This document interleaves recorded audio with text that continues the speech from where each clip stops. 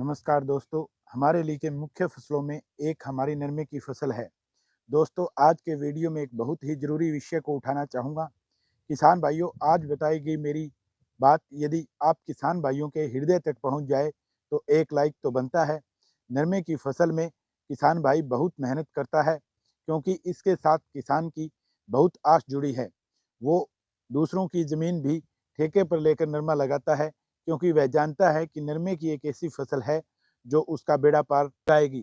वह कॉटन की पूरी तरह से निराई गुड़ाई करता है और खरपतवार को हटाता है, क्योंकि अत्याधिक खरपतवार हमारे नरमे की फसल में उत्पादन पर 30 से 50% तक असर डालता है।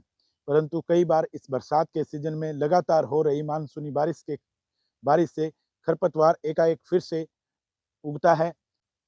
लगातार नमी होने से किसान निराई गुड़ाई नहीं कर पाता, फिर वह दूसरा विकल्प ढूंढता है। यहाँ किसान एक बड़ी गलती करता है।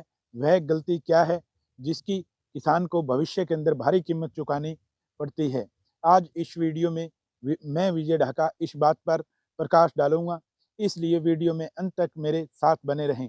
आप देख रहे हैं अपना सबसे विश्वसनीय चैनल विजय ढाका किसान का दोस्त। यहाँ आपको मिलेगी 100% सही व सटीक जानकारी। नरमे खरपतवार को हटाने के लिए किसान अनेक अलग अलग खरपतवारनाशी यानी कि हर्बिसाइड का चयन करते हैं। जैसे पहला विकल्प होता है उसके पास हिटवीड प्लस एजिल, जिनका ब्रांड नेम मैं आपको बता रहा हूँ। ये खरपतवार कॉटन के अंदर पूंदरा प्लस चापड़िया, जिसे मौत कहते हैं, इनको हटाता है। ज़्यादातर किसान भाइयों के फील्ड के अंदर यही चीज़ देखने को मिलती है। कुछ किसान भाई इस विकल्प को चुनते हैं जो थोड़े बहुत ज़्यादा जानकार होते हैं खरपतवारनाशी के बारे में, लेकिन कुछ किसान भाई इसे ये कहकर छोड़ देते हैं कि 1 एकड़ के अंदर 800-900 रुपए का खर्चा पड़ेगा, इसलिए ये दोनों टेक्निकल काफ़ी महंगे पड़ते हैं। इसलिए किसान भाई एक बहुत बड़ी जो इसकी बात मैं कर रहा था, यहाँ पर आकर एक मिस्टेक करता है।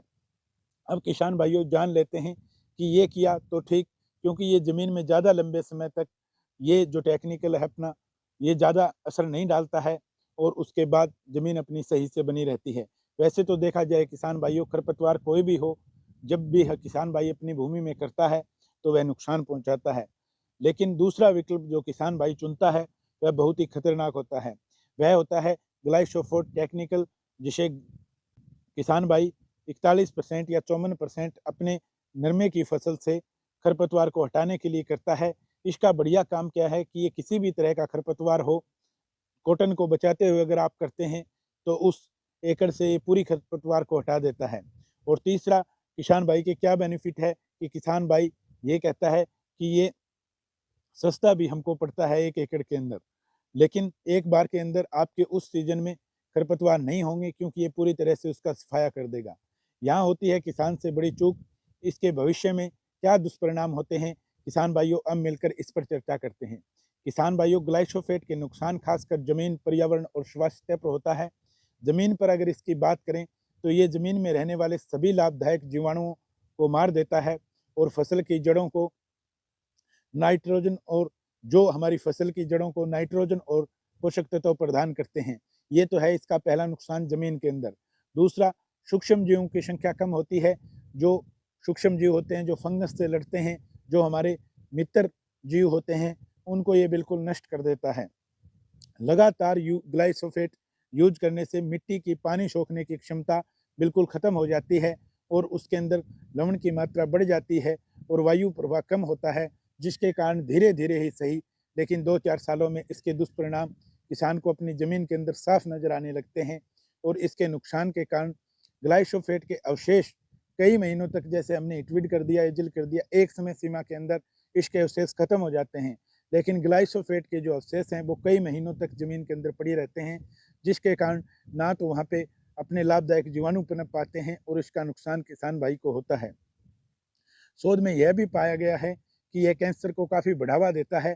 इसका मेन ये सवा सतह पर सबसे खतरनाक बीमारी का ये साथ देता है, जिसके कारण किसान को बहुत ज़्यादा नुकसान होता है। अब बात कर लेते हैं किसान भाइयों कि इसका समाधान क्या है। इसकी जगह हम कौन सा खरपतवार चुनें जो सस्ता भी पड़े और ज़मीन से खरपतवार को भी हटा दे। किसान भाइयों, इसका सबसे बढ़िया सॉल्यूशन है अपने पास पैराक्यूट, जो टेक्निकल आता है 24% के अंदर। उसका काम ये होता है कि ये कॉन्टैक्ट इंसेक्टिसाइड होता है, जिस भी खरपतवार के ऊपर लगेगा, जिस भी चीज़ के ऊपर लगेगा, उसको बिल्कुल नष्ट कर देगा कुछ समय के लिए। इसलिए किसान भाइयों, जब आपका भले ही आपको ये पैराक्यूट 24% 2 बार करना पड़ जाए अपने कॉटन की फसल में, लेकिन अगर इसको करोगे तो आपकी मिट्टी को बिल्कुल भी नुकसान नहीं होगा और ये ऊपर की सतह के अंदर काम करता है, ये नीचे ज़मीन के अंदर जाके काम नहीं करता है। इसलिए किसान भाइयों, खरपतवार नाशी चुनते समय ग्लाइफोसेट से आप किनारा करें, क्योंकि इससे आपकी भविष्य के अंदर भारी दुष्परिणाम देखने को मिलेंगे। या तो आप हिटविड प्लस एजिल का चुनाव करें। अगर आप हिटविड प्लस एजिल का चुनाव नहीं कर रहे हैं और सस्ता समाधान ढूंढ रहे हैं, तो पैराक्यूट 24% जो हाथों हाथ आपके खरपतवार को ऊपर से जला के ख़त्म कर देता है। शायद इसमें कुछ खरपतवार ऐसे होते हैं, जैसे कुंदरा वगैरह हो गया, उसको एक बार अगर ऊपर से जल गया तो वो दोबारा फुटान नहीं करता।